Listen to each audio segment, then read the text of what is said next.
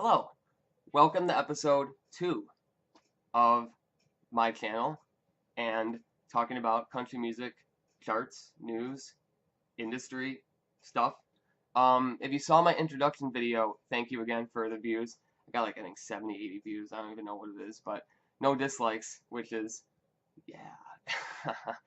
But yeah, so thanks again for any support you can give me. I'm just doing this just to because again, I've had multiple people ask for this kind of thing to have my face put a face to my name and have a voice to my name. So there you go. I'm here again.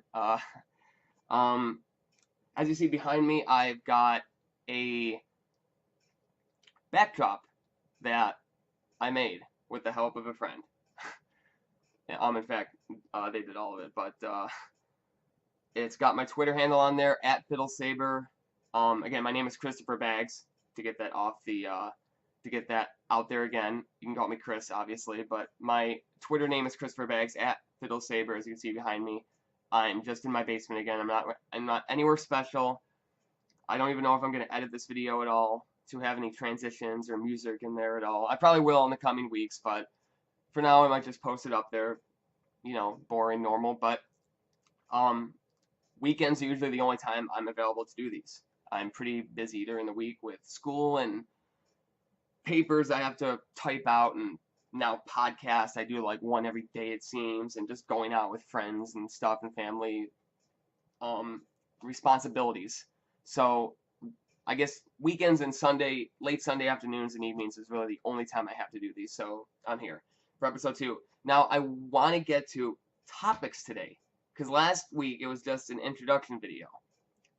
Today I want to talk about two things. One, I want to talk about country radio ads.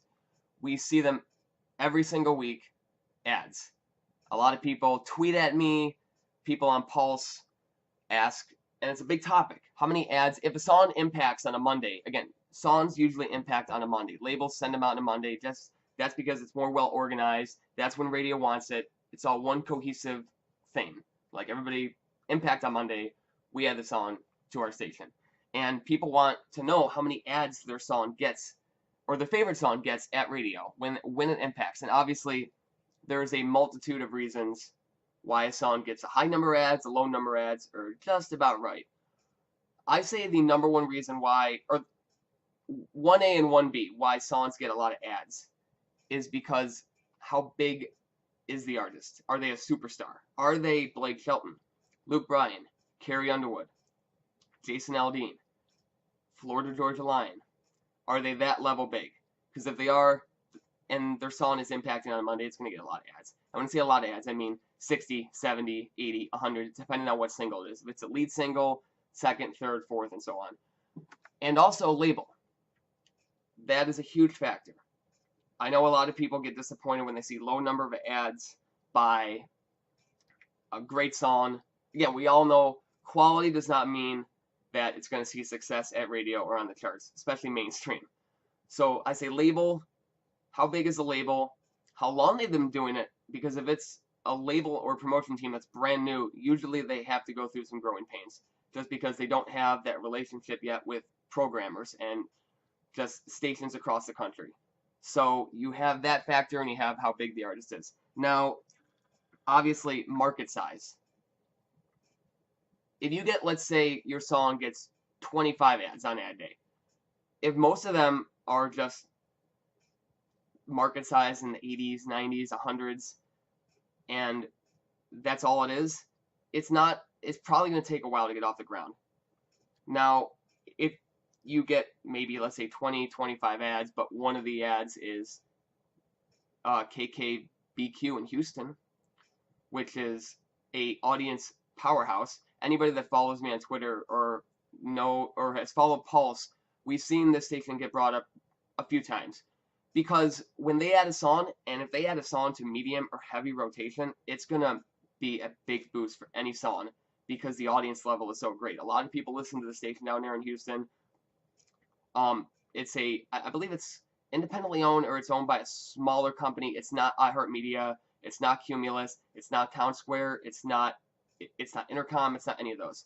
So they kind of are a little more free to do what they want. So it also depends on what stations add the song. And getting to the second point of this with ads, I want to. This is probably the most important part of this. Just because a song gets a lot of ads on ad day does not mean it's going to do great on the charts. It's a great start. It's a good indication it will, but it's not the be all end all. It's not predicting the future. And I always point back to this example back in early 2015, Mickey Guyton's Better Than You Left Me.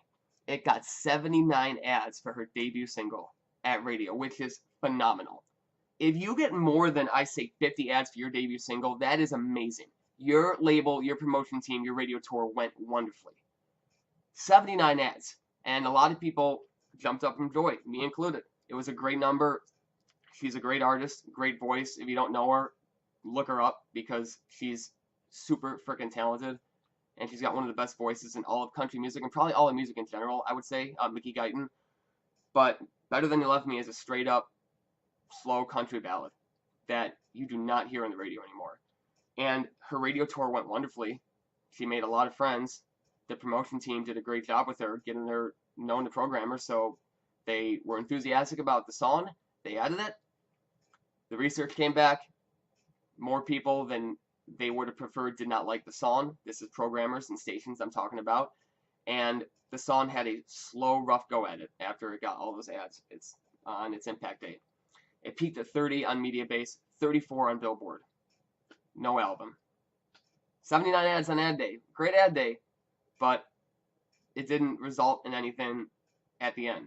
So I want to stress that multiple times. Just because a song gets a lot of ads on ad day does not mean it's going to do great in the long run. I also want to get to, like, when a station adds a song, it's not like the station's going to say, I mean, it could if a station says, hey, let's bump it up to heavy rotation. Let's put it up 30, 40, 50 spins. That happens sometimes. I'm not saying it never happens. But most of the time when a station adds a song, they play it 7 or less times a week.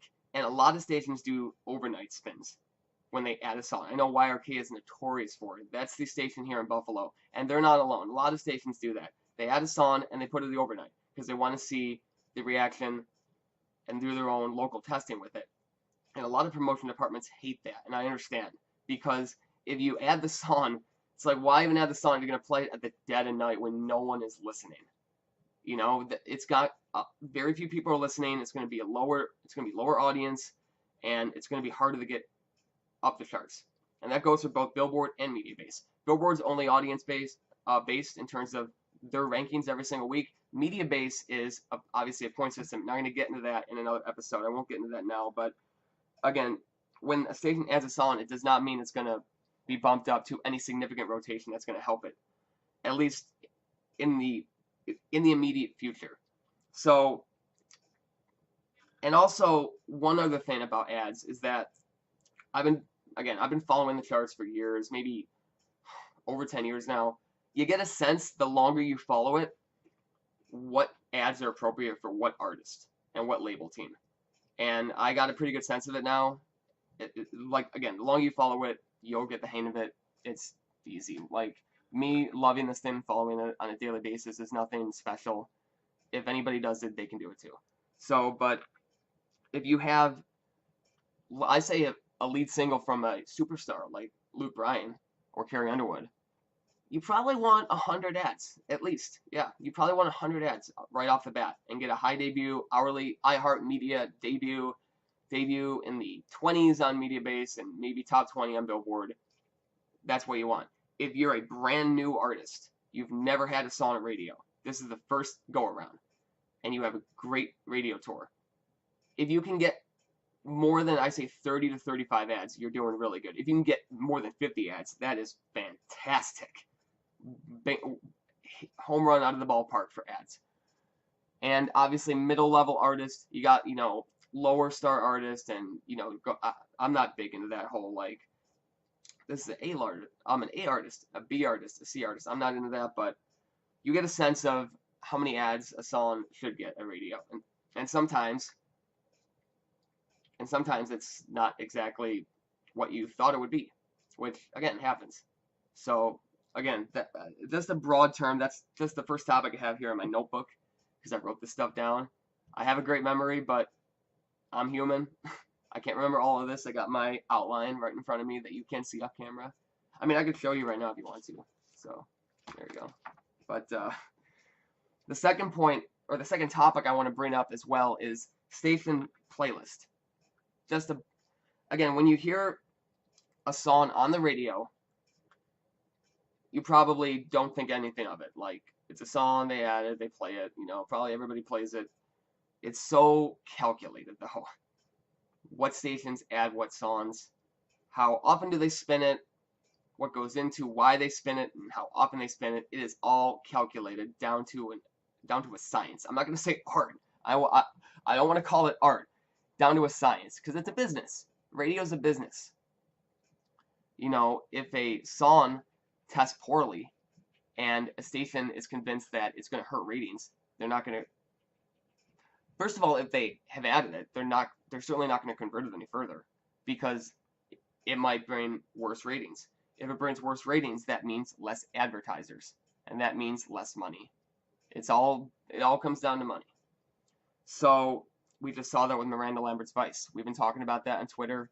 I've conversed with a lot of Miranda fans about the song, and I feel their pain. It's frustrating when a song sells that good from a star artist that every listener knows, or at least most of them, and her album's coming out next month.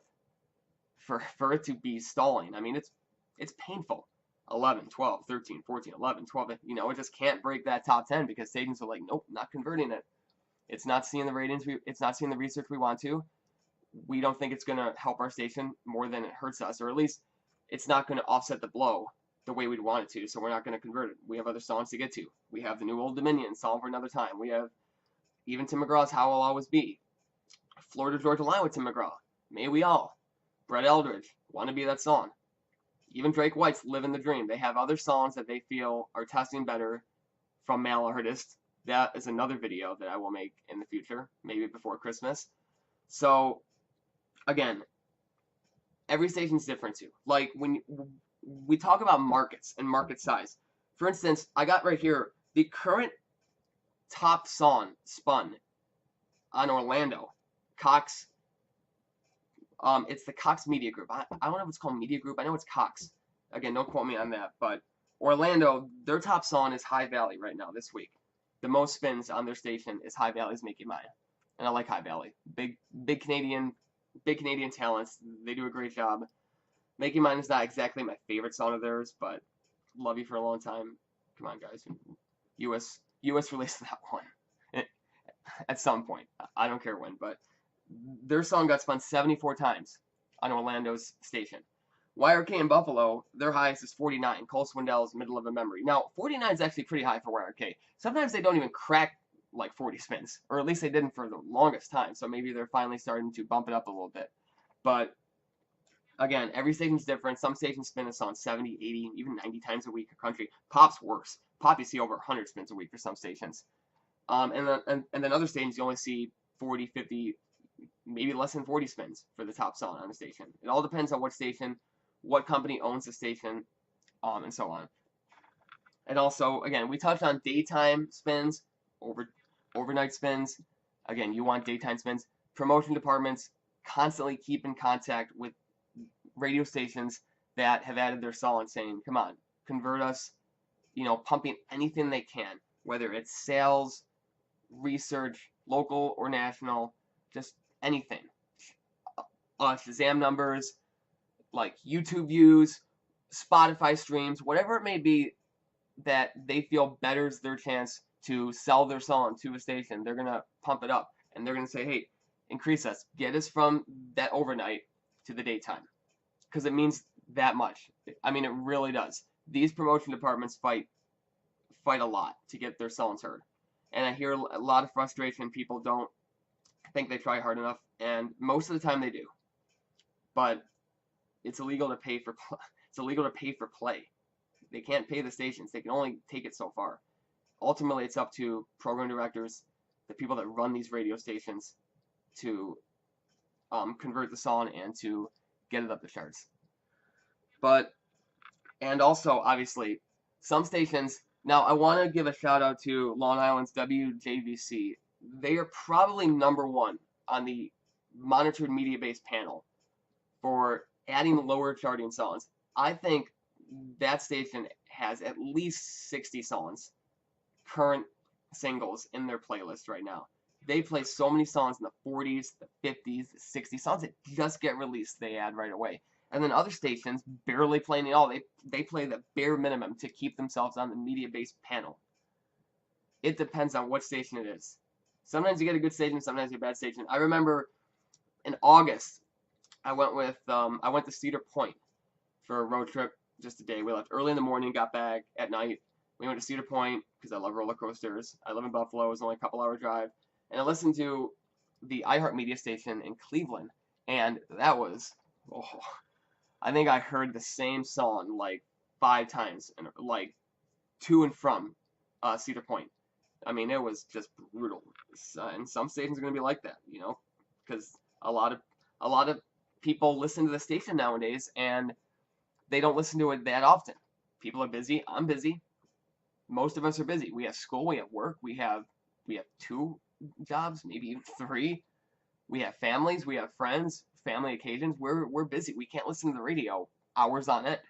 A lot of people listen to a radio station 10, 15, 20, 30 minutes at a time, and at any given moment throughout the day in their car, and that also beckons back to why iHeartMedia and stations do these hourly debuts. It's to help people hear a song from a high profile artist that they feel their listeners want to hear.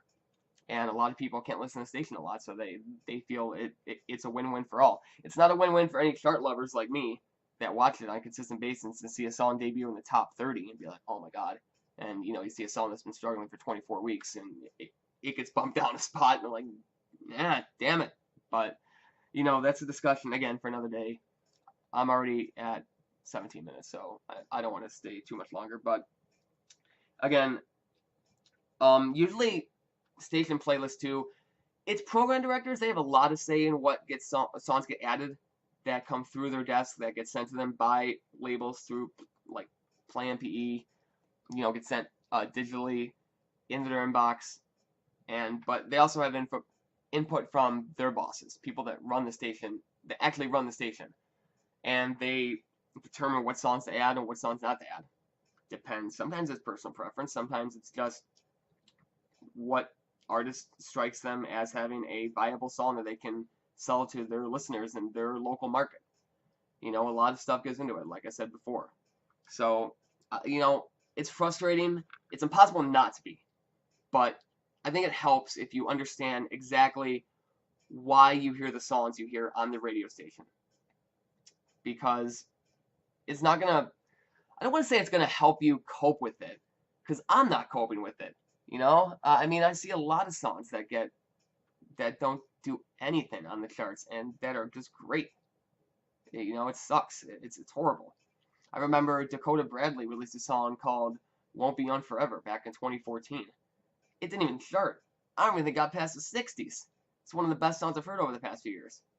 But that's because, he just got lost in the shuffle.